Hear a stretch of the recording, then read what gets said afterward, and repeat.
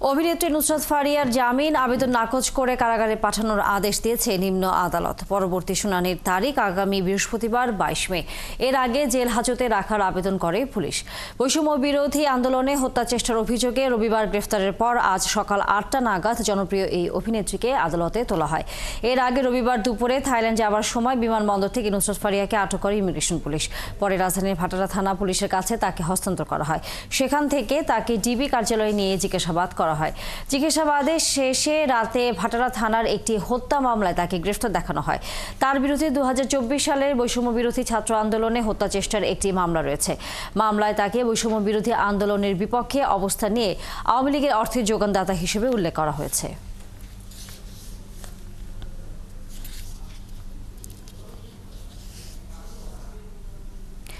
চলচ্চিত্র অভিনেত্রী নুসরাত ফারিয়ার আরও খবর জানাতে ডিবি কার্যালয় থেকে যুক্ত হচ্ছেন সহকর্মী সুমন তানভীর।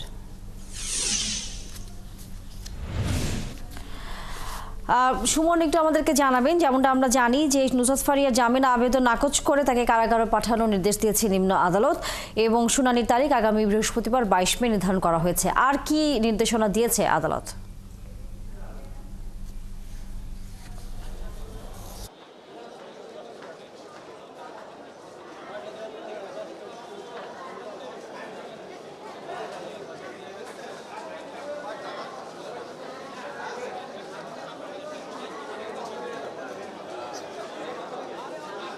আমি প্রথমে একটু সংশোধন করে আমি আসলে কিন্তু এখন নিম্ন আদালতে আছি। ডিবি কার্যালয় থেকে সকালে সারা রাত নুসরাত ফারিয়া ডিবি কার্যালয়ে ছিলেন এবং সকাল 9টার দিকে তাকে কিন্তু এই কোর্ট প্রাঙ্গণে নিয়ে আসা হয় এবং কিছুক্ষণ আগে আপনি সংবাদে যেটি জানাচ্ছিলেন যে তাকে কোর্টে তোলা হয়েছিল এবং তার যারা আইনজীবী ছিলেন তারা জামিনের আবেদন করেছেন এবং আমরা যেটি দেখলাম যে বিচারক জামিনের আংশিক শুনানি করে আগামী বৃহস্পতিবার কিন্তু নতুন ডেট দিয়েছেন এবং সেই ডেটে যে কাগজপত্রগুলো দাখিল করা হয়েছে, অর্থাৎ কালকের থেকে আমরা শুনছিলাম তার যে পরিবার ডিবি কার্যালয়ে গিয়েছিলেন তারা দাবি করছিলেন যে এই আন্দোলনে, অর্থাৎ যে মামলাটি তার নামে করা হয়েছে জুলাই অভ্যুত্থানের যে মামলাটি, সেই আন্দোলনের পুরো সময়টা অর্থাৎ জুলাই এবং আগস্ট মাসে তিনি দেশের বাইরে ছিলেন এবং কানাডাতে ছিলেন তিনি, এবং সেই সম্পৃক্ত যে কাগজপত্রগুলো আছে সেগুলোই আজ কোর্টে দাখিল করা হয়েছে এবং সেই কাগজপত্রগুলো দেখার পরে আসলে বিচারক বলেছেন, মামলা তদন্তকারী কর্মকর্তাকে সেই কাগজগুলো দিয়েছেন এবং সেটিকে আরও ফার্দার তদন্ত করে আগামী বৃহস্পতিবার অর্থাৎ 22 তারিখে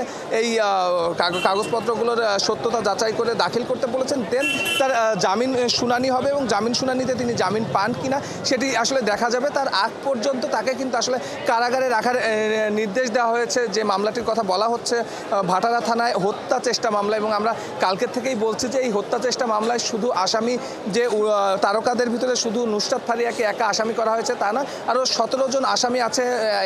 এই মামলায় 17 জন তারকা আসামি আছেন। তার ভিতরে কিন্তু আমরা দেখেছি সুবর্ণা মোস্তফা যেমন আছেন, নায়ক জায়েদ খান আছেন, এছাড়াও আরও তারকারাও এই মামলায় আসামি করা হয়েছেন। মূলত আসলে নুসরাত ফারিয়ার বিরুদ্ধে যে অভিযোগটি বড় মাপে করা হচ্ছে সেটি হচ্ছে দ্বাদশ জাতীয় সংসদ নির্বাচনে তিনি কিন্তু মনোনয়ন প্রত্যাশী ছিলেন আওয়ামী লীগের, এবং সেখানে যে সংরক্ষিত নারী আসনের যে ইন্টারভিউ নেওয়া হয়েছিল এবং যে ইন্টারভিউটি খোদ সাবেক প্রধানমন্ত্রী শেখ হাসিনা নিয়েছিলেন, সেখানে তিনি গিয়েছিলেন এবং সামাজিক যোগাযোগ মাধ্যমে যখন কথা বলেছিলেন সাংবাদিকদের সঙ্গে, তখন তিনি কিন্তু বেশ কিছু আলোচিত মন্তব্য করেছিলেন শেখ হাসিনার পক্ষে, যেগুলো আসলে ধরা হচ্ছে। তবে মামলার এজাহারে যে কথাটি বলা হয়েছে যে তিনি সহ যে 17 জন তারকার নাম উল্লেখ করা হয়েছে, যে 17 জন আসলে এই যে জুলাই অভ্যুত্থান হয়েছে, যে বৈষম্য বিরোধী ছাত্র আন্দোলন হয়েছে, সেখানে আওয়ামী লীগ সরকারকে তারা অর্থ দিয়ে সহায়তা করেছে, সেই অভিযোগটি কিন্তু মূলত করা হয়েছে। তবে সেই অভিযোগটি কিন্তু যখন মামলায় আসলে তার যে আইনজীবী আছেন তিনি কিন্তু নাকচ করে দিয়েছেন এবং তার যে পরিবার আছে, পরিবারের সঙ্গে আমরা যখন কালকে কথা বলছিলাম তিনি বলছিলেন যে এই আন্দোলনের সময় তিনি কানাডায় অবস্থান করলেও সেখান থেকেও ছাত্রদের পক্ষে কিন্তু তিনি সামাজিক যোগাযোগ মাধ্যমে সরব ছিলেন। তবে বিপরীত পক্ষে ছাত্র জনতা কিন্তু সবসময় বলে আসছিলেন যে নুসরাত ফারিয়া আসলে এই ছাত্র জনতার আন্দোলনে সবসময় আওয়ামী লীগের পক্ষে অবস্থান নিয়েছেন এবং আওয়ামী লীগের পক্ষে তিনি কাজ করেছেন। আরেকটি বড় বিষয়, আলোচনার বিষয় যেটি সে গ্রেপ্তার হওয়ার পরে হচ্ছে, সেটি হচ্ছে যে শেখ মুজিবুর রহমানের আসলে একটি বায়োপিক হয়েছিল আওয়ামী লীগ সরকারের আমলে 23 সালে। সেই বায়োপিকে তিনি শেখ হাসিনার ভূমিকায় অভিনয় করেছিলেন, যেটিকেও অনেকে সমালোচনা করছেন। তবে আজকে কোর্টে কিন্তু রাষ্ট্রপক্ষের উকিলও বলেছেন যে রাষ্ট্রপক্ষের উকিল উকিলও বলেছেন যে তিনি অভিনেত্রী হিসাবে তিনি একটি অভিনয় করতেই পারেন, তবে স্বৈরাচারের দোষর হিসাবে কিংবা আসলে সংরক্ষিত নারী আসনে মনোনয়ন প্রত্যাশী হিসাবে তার শাস্তির আবেদন আসলে তিনি পাবেন এমনটা প্রত্যাশা আসলে ছাত্র জনতা যেমন করেন, সেই সঙ্গে আসলে যারা উকিল ছিলেন কিংবা সাধারণ মানুষ ছিলেন তারাও করেন। তো আগামী আসলে 22 তারিখ দেখা যাবে তার জামিন শুনানির বিষয়ে আদালত কি বলে। ধন্যবাদ সুমন তানভীর। নিশ্চয়ই আমরা যদি এই বিষয়ে আরও তথ্য আপনার হাতে এসে পৌঁছায় আমরা আবারও যুক্ত হব আপনার সাথে। দর্শক সহকর্মী সুমন তানভীর ছিলেন আমাদের সাথে এতক্ষণ। ইশরাক হোসেনকে মেয়রের দায়িত্ব নেয়ার দাবি আদায়ে আজ ঢাকা দক্ষিণ সিটি কর্পোরেশনের নগর ভবনে ব্লকেট কর্মসূচি চলছে। টানা আন্দোলনে সিটি কর্পোরেশন কার্যালয়ে তৈরি অচল অবস্থায় ভোগান্তিতে পড়েছেন সেবা গ্রহীতারা। বেলা 11টা থেকে এই কর্মসূচি শুরুর কথা থাকলেও দাবি আদায়ে সকাল 9টার পর থেকে দক্ষিণের বিভিন্ন এলাকা থেকে খণ্ড খণ্ড মিছিল নিয়ে কর্মসূচিতে অংশ নেয় মহানগরীর বিএনপি ও এর সহযোগী সংগঠনের নেতাকর্মীরা। কর্মসূচিতে অংশ নেওয়া সমর্থকদের দাবি আদালতের রায় এবং নির্বাচন কমিশন থেকে গেজেট প্রকাশের পরও শপথ না পড়িয়ে নতুন করে বৈষম্য করা হচ্ছে। টানা 4 দিন দিনে বিক্ষোভ এবং অবস্থান কর্মসূচির পর আজ দক্ষিণে নগর ভবনে ব্লকেট করেন তারা। সমর্থকদের হুঁশিয়ারি, শপথ নিয়ে সরকার যদি আর কোনো টালবাহানা করে তাহলে আজকের ব্লকেট কর্মসূচির চাইতে কঠোর কর্মসূচির পথে হাঁটবেন তারা। টানা 5 দিনের আন্দোলনে অচল ঢাকা দক্ষিণ সিটি কর্পোরেশনের নগর ভবন, যাত্রী সেবা বন্ধ। এর মধ্যে ইশরাক হোসেনকে মেয়রের দায়িত্ব বুঝিয়ে দেওয়ার দাবিতে ব্লকেট কর্মসূচি পালন করছে ঢাকাবাসী। সেখানে আছেন সহকর্মী রহিম রুমন, আমরা যুক্ত হচ্ছি তার সাথে। রুমন, আমরা জানি যে ব্লকেট কর্মসূচি চলছে টানা 5 দিন ধরে, কিন্তু যে খবরটি আসলে আমরা বলছিলাম যে সাধারণ যারা নাগরিক রয়েছেন তারা সেবা পাচ্ছেন না, নাগরিক সেবা নগর ভবন থেকে পাচ্ছেন না। এই বিষয়ে যারা আন্দোলন করছেন তাদের কোনো বক্তব্য আছে কিনা, আর একই সাথে এই আন্দোলন যারা করছেন তারা কতদিন এই ব্লকেট কর্মসূচি চালিয়ে যাবেন বলে বারবার জানাচ্ছেন?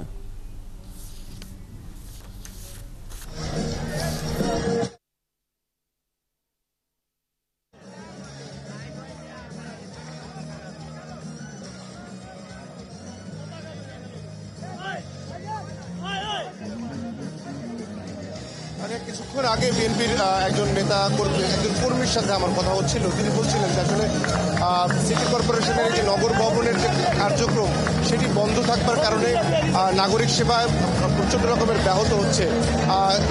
আমি যার সাথে কথা বলছিলাম তিনি বলছিলেন যে তার এলাকায় যে মশক নিধন যে কর্মসূচি, আপনি জানেন যে এখন এই ডেঙ্গুর একটা মৌসুম চলছে, সেই মৌসুমের ভিতরেও কিন্তু সিটি কর্পোরেশনের বিভিন্ন এলাকায় তার দাবি অনুযায়ী বিভিন্ন এলাকায় পর্যাপ্ত পরিমাণের মশক নিধনের যে কর্মসূচি সেই কর্মসূচি পালন করা হচ্ছে না।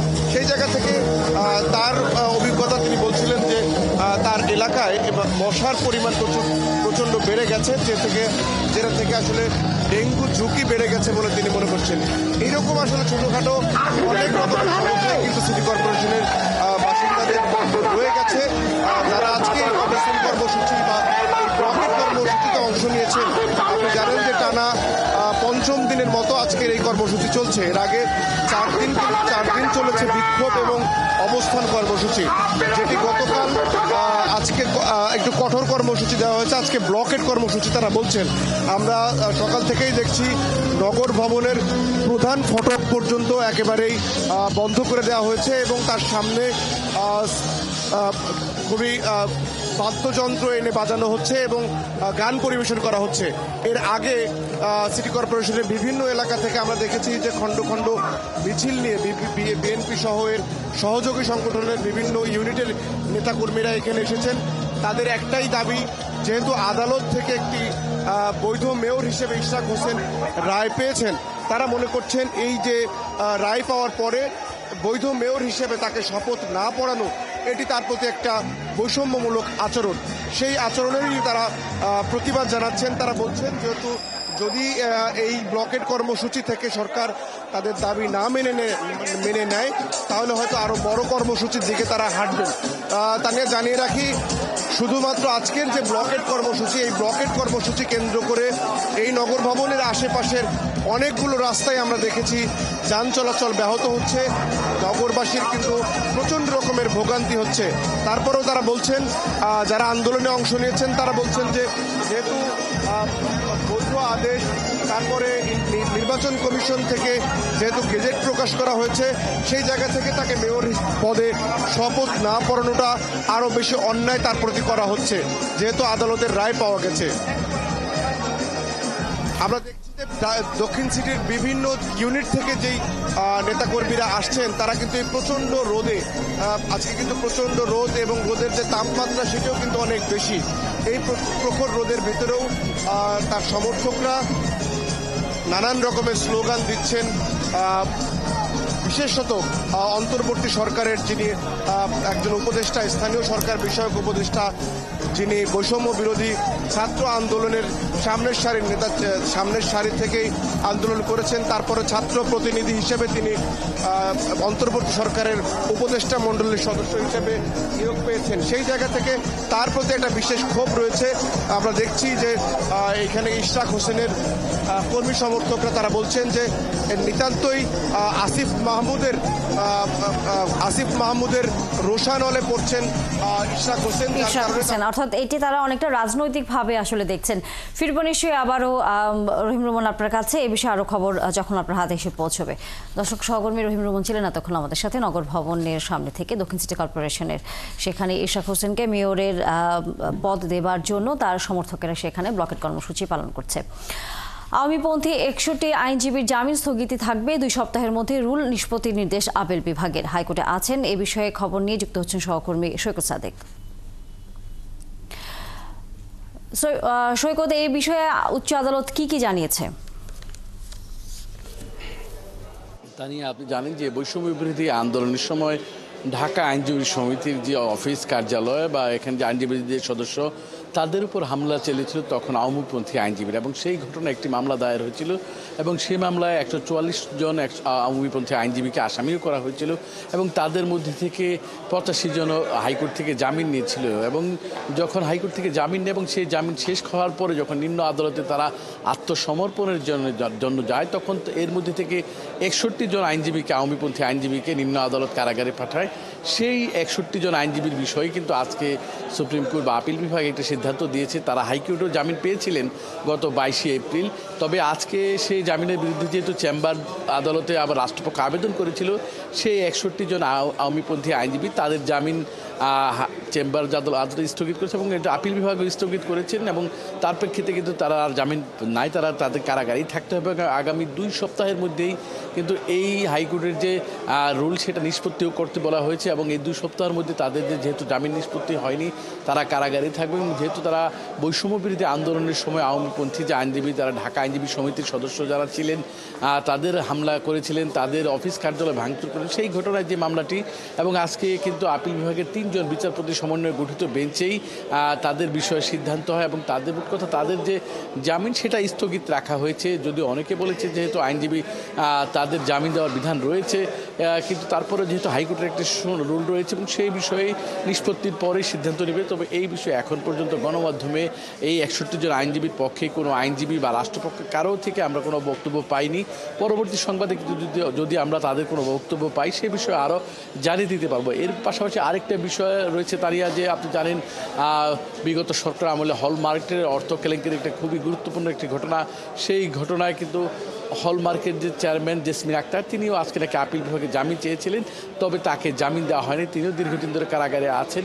এই হচ্ছে তা নিয়ে এখন পর্যন্ত সুপ্রিম কোর্ট অঙ্গনের বা আদালত অঙ্গনের সর্বশেষ পরিস্থিতি।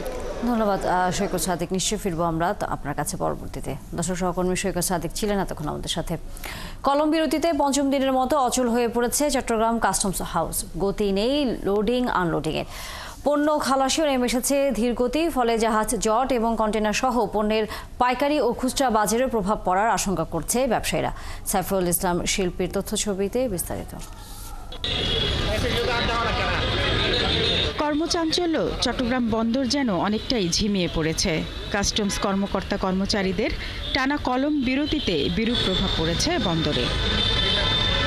বিল অব এন্ট্রি দাখিল ও শুল্কায়ন বন্ধ থাকায় পণ্য ভর্তি কন্টেইনার ছাড় করাতে পারছে না বন্দর ব্যবহারকারীরা। বন্দরে আটকে পড়েছে আমদানি রপ্তানি পণ্যের চালান, আর এসব পণ্য খালাস করতে না পারায় 4 গুণ শুল্ক দিতে হচ্ছে তাদের।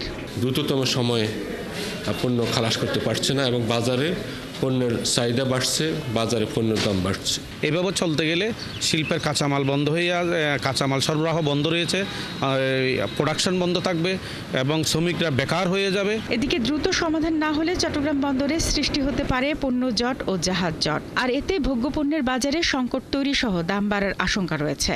তো যদিও তারা প্রতিদিন 2 ঘন্টার জন্য কাজকর্ম পরিচালনা করছেন, কিন্তু সেই 2 ঘন্টা সাফিসিয়েন্ট নয়। তো এটার জন্য বন্দরে ব্যাপক কন্টেইনার জট এবং জাহাজ জটের আশঙ্কা আছে।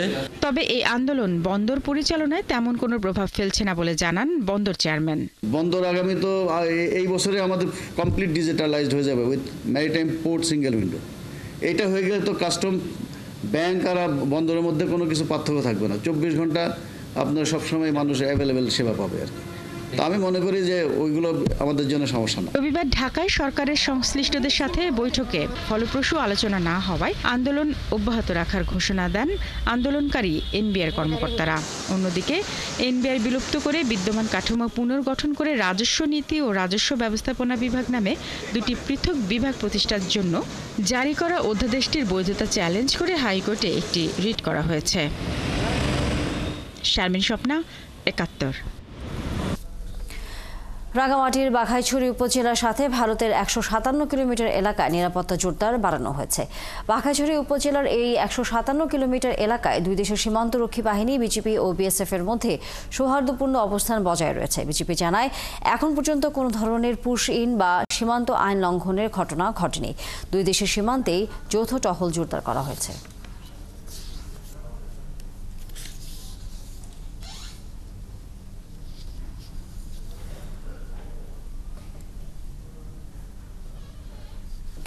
কাগজে আছে প্রকল্প, কিন্তু বাস্তবে নেই। এ যেন কাজীর গরু কাগজে আছে, গোয়ালে নেই।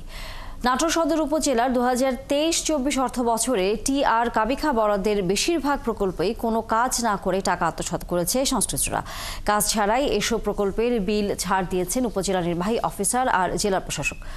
বুলবুল আহমেদের অনুসন্ধানী প্রতিবেদন। নাটোর সদর উপজেলার তেবাড়িয়া ইউনিয়নের চন্দ্রকলা গ্রামের ঢালাই রাস্তা নির্মাণ ও সংস্কারের জন্য বরাদ্দ দেওয়া হয় 3.11 মেট্রিক টন গম। কাজ শেষ দেখিয়ে পুরো টাকা তুলেও নিয়েছেন প্রকল্প বাস্তবায়ন কমিটি, কিন্তু সরেজমিনে দেখা যায় সেই কাজের কিছুই হয়নি। ভাটার রাবিশ 2 টলি এসে ঢালি দিছে, দিয়ে এই পর্যন্তই, তাও সমানও করে দেয়নি, আমার লেবার দিয়ে করে নিয়েছে, যত যাতায়াত করতে অসুবিধা। আমরা ভালোভাবে রাস্তা হলে আমরা জন্য আমারও উপকার, মানুষের জন্য উপকার। ধরেন গোটা এখানে গোটা মাঠে ফসলের পর দিয়ে যাবে। প্রকল্প বাস্তবায়ন কমিটির সভাপতি এবং স্থানীয় ইউপি সদস্য অভিযোগ করেন, তাকে দিয়ে শুধু স্বাক্ষর করিয়ে প্রশাসনের যোগসাজশে টাকা তুলে নিয়েছে চেয়ারম্যানের লোকজন। কারণ আমাদের রাস্তা যতখানি আমাকে দিয়েছিল আমি সেখানে একদম পরিপূর্ণ ছেড়ে দিচ্ছি, তবে সিসি ঢালাই মালাই এ বলে আমার কাগজে লেখাও ছিল না। একই অবস্থা ওই ইউনিয়নের কৈগারি গ্রামের। এই গ্রামে 4টি এইচবিবি সড়কের 2টি হয়েছে, আর 2টির কোনো খোঁজ মেলেনি। এমনকি মসজিদ, মন্দির, কবরস্থানের নামে বরাদ্দ টাকাও আত্মসাৎ হয়েছে। এইচবিবি রাস্তা 3টা বাজেট হয়েছিল, তার মধ্যে 2টা হয়েছে, একটা হয়নি। মসজিদের টাকা মারি খাওয়া লিখছে, এটা বিশাল একটা ব্যাপার। এরকম ধরনের ঘটনা কোথাও কোনোদিন শুনিনি। মসজিদের কাজ ওরা কোনো কাজ করেনি, শুধু খালি একটা মাইক কিনছে। এর বরাদ্দ থেকে তো টাকা এসছে, কিন্তু এই টাকাগুলো কোথায় গেল, কি হলো, এটার আমরা কোনো খোঁজ খবর পাইলাম না, কিন্তু আমরা রাস্তা পাই নাই। এর বাইরেও শুধু তেবাড়িয়া ইউনিয়নেই কাজ হয়নি আরও অনেক প্রকল্পের। এদিকে দুর্নীতিবাজ কর্মকর্তাদের যোগসাজশে দীঘাপতিয়া ইউনিয়ন পরিষদের সরকারি পুকুর ভরাট করে খেলার মাঠ বানানো হয়েছে বলে অভিযোগ এলাকাবাসীর। মসজিদের বরাদ্দ টাকা কে পাইছে আপনি হলো সভাপতিও জানে না, মসজিদের ইমামও জানে না, এই টাকাটা কে খাইলো। এখানে আগে আপনার এখানে সম্পূর্ণটাই পুকুর ছিল, বুঝছেন, আপনার যে এখানে যে পরিমাণ গর্ত ছিল তার থেকে অনেক বেশি গর্ত ছিল। এদিকে দুর্নীতি বা যোগসাজশের অভিযোগ অস্বীকার করে নাটোর সদর উপজেলা নির্বাহী কর্মকর্তা বলেন, প্রকল্প বাস্তবায়ন কর্মকর্তাদের সুপারিশেই দেওয়া হয়েছে বিল। আর জেলা প্রশাসক জানান, ভুক্তভোগীদের অভিযোগ পেলে ব্যবস্থা নেওয়া হবে। আমার প্রকল্প বাস্তবায়ন কর্মকর্তা আমার কাছে বলেছে যে নীতিমালা অনুযায়ী কাজ হয়েছে, এবং তারা আমাকে সে ধরনের ছবিও দিয়েছে, এবং উনি আমাকে ইনশিওর করেছে যে কাজ হয়েছে। সেই অনুযায়ী বিল সাবমিট হয়েছে, বিল আমরা জানাচ্ছি। এই ধরনের অভিযোগ পেলে আমরা যথাযথ কর্তৃপক্ষকে এটার বিষয়ে অবগত করব এবং কাজ যদি সত্যি না হয়ে থাকে এর সাথে রিলেভেন্ট যারা আছে তাদের বিরুদ্ধে যাতে ব্যবস্থা নেওয়া হয় সে বিষয়ে ঊর্ধ্বতন কর্তৃপক্ষকে জানানো। এর আগেও নাটোর সদর উপজেলা নির্বাহী কর্মকর্তার বিরুদ্ধে এডিপি প্রকল্পের ৬০ লাখ টাকা আত্মসাতের খবর প্রচার হয় ৭১ টিভিতে। এরপর তড়িঘড়ি করে সেই কাজ করলেও শাস্তিমূলক কোনো ব্যবস্থা নেয়নি কর্তৃপক্ষ। বুলবুল আহমেদ, ৭১, নাটোর। পাহাড়ি ঢল আর ভারী বৃষ্টিতে তলিয়ে গেছে দেওয়ানগঞ্জ উপজেলার নিচু এলাকা, তলিয়ে গেছে শত শত একর জমির পাকা ও আধা পাকা ধান। ভারতের সীমান্তবর্তী ডাংধরা ইউনিয়নের বাঘারচর, মাখনের চর, পাথরের চর, কাউনিয়ার চর সহ নিচু এলাকার নিম্নাঞ্চল প্লাবিত হয়েছে। এতে তলিয়ে গেছে শত শত একর জমির পাকা ও আধা পাকা ধান। এদিকে উপজেলা প্রশাসন ও পানি উন্নয়ন বোর্ড আগাম বন্যার সতর্কতা জারি করে ক্ষেতের ৮০% ধান পাকলেই কেটে ফেলার পরামর্শ দিয়েছে। কিন্তু শ্রমিক সংকটের কারণে সব জমির পাকা আধা পাকা ধান কাটতে পারেনি কৃষকরা। এতে বড় ধরনের আর্থিক ক্ষতির মুখে পড়েছেন। এদিকে পানি উন্নয়ন বোর্ড জানিয়েছে আগামী কয়েকদিন পানি বৃদ্ধি অব্যাহত থাকতে পারে।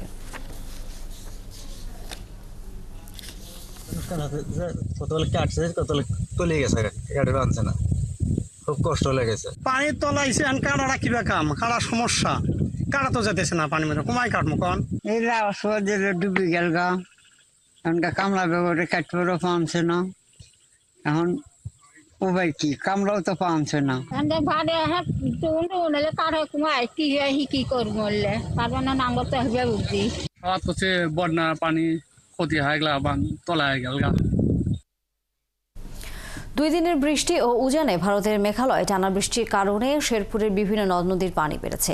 এতে জেলার ঝিনাইগাতি ও নালিতাবাড়িতে বন্যার আশঙ্কা করা হচ্ছে। এ বিষয়ে আরো খবর জানাতে শেরপুর থেকে যুক্ত হচ্ছেন সহকর্মী শাকিল মুরাদ।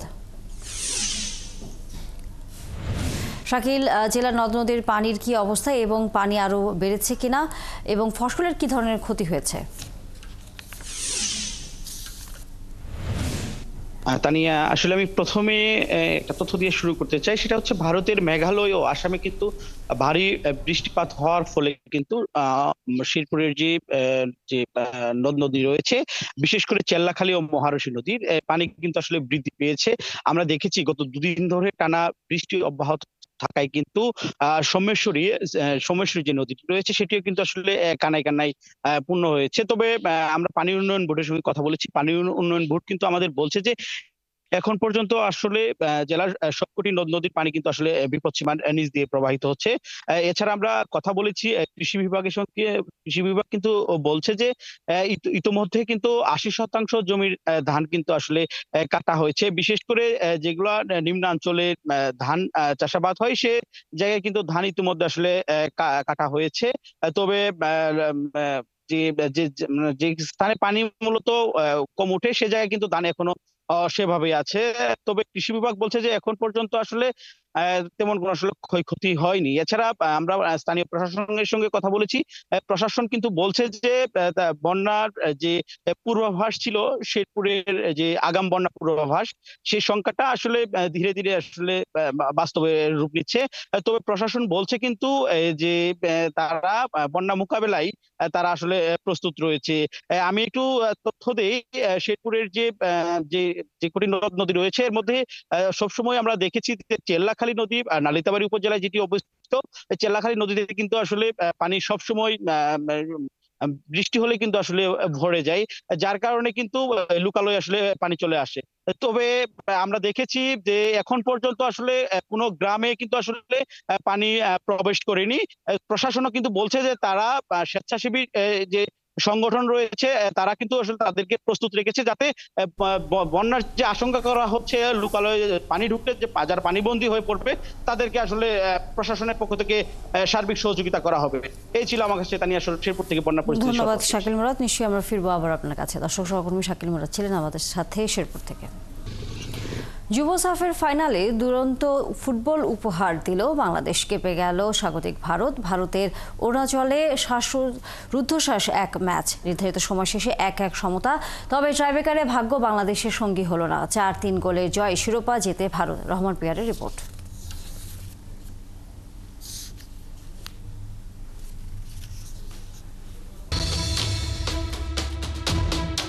সৌদি আরবের মতো দুর্বল দলের কাছে সংযুক্ত আরব আমিরাতের হার, আর সেই ইউএর বিপক্ষেই কিনা টাইগার ব্যাটারদের টালমাটাল অবস্থা।